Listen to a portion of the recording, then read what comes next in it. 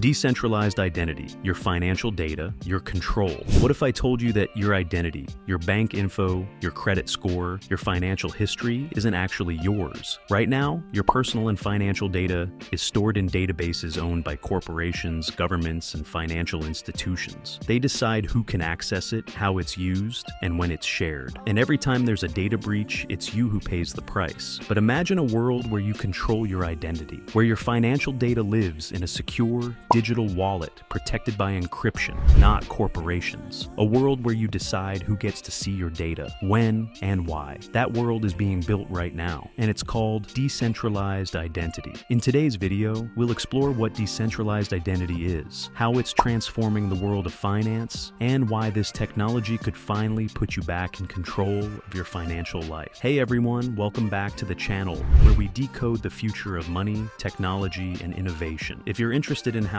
blockchain, fintech, and AI are changing our financial freedom, make sure to subscribe, hit that like button, and turn on notifications so you never miss a deep dive like this. Now, let's start with the big question. Why do we even need decentralized identity in the first place? The problem: who really owns your data? Think about your digital life for a second. Every time you open a bank account, apply for a credit card, or use a payment app, you're handing over your identity data, your name, ID number, income, transaction history, and more. That information doesn't stay private. It's stored in centralized databases controlled by companies like banks, credit bureaus, and even social media platforms. These databases are honeypots for hackers, and when they get breached, millions of identities are exposed overnight. Remember the Equifax breach in 2017? Over 147 million people had their financial data stolen. And here's the scary part. Once your identity data is out there, it's nearly impossible to take it back. So the real question isn't just about privacy, it's about control.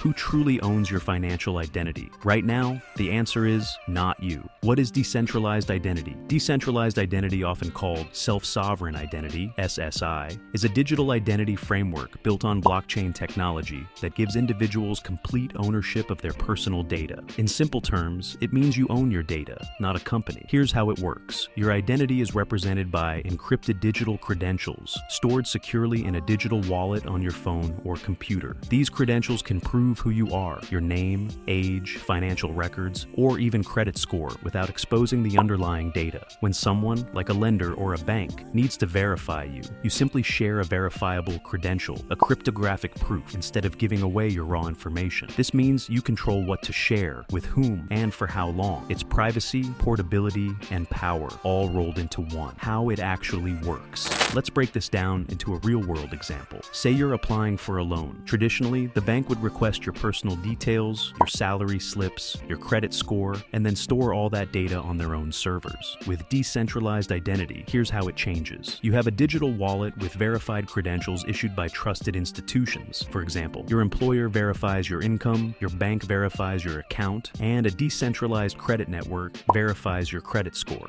When you apply for a loan, instead of sending all your documents, you just share a verifiable proof that confirms you meet the bank's requirements without revealing sensitive details. The bank verifies the proof using blockchain, ensuring authenticity without needing to hold your raw data. This keeps your private information private, reduces the risk of data theft, and streamlines the verification process. It's like KYC meets blockchain, but without the vulnerability. Why it matters for finance. So, why is decentralized identity such a big deal for the financial world? Because the financial industry depends on trust and verification, and both are currently broken. Banks and fintech companies spend billions each year on identity verification, fraud prevention, and compliance. And yet, identity theft remains one of the fastest growing crimes worldwide. Decentralized identity solves this problem by creating trustless verification, meaning two parties can confirm data authenticity without relying on a central authority. This has massive implications: faster onboarding, no repetitive KYC across multiple platforms, lower costs, less bureaucracy and manual data checks, cross-border finance. Your credentials can be verified anywhere, instantly, enhanced security, no central point of failure for hackers to exploit. Imagine being able to open a bank account or access a loan instantly, without filling endless forms, just by approving a secure, digital proof from your wallet. That's where decentralized identity is taking us. Who's building this future? This technology isn't just theory, it's already already in motion. Microsoft's Entra ID, formerly Azure AD,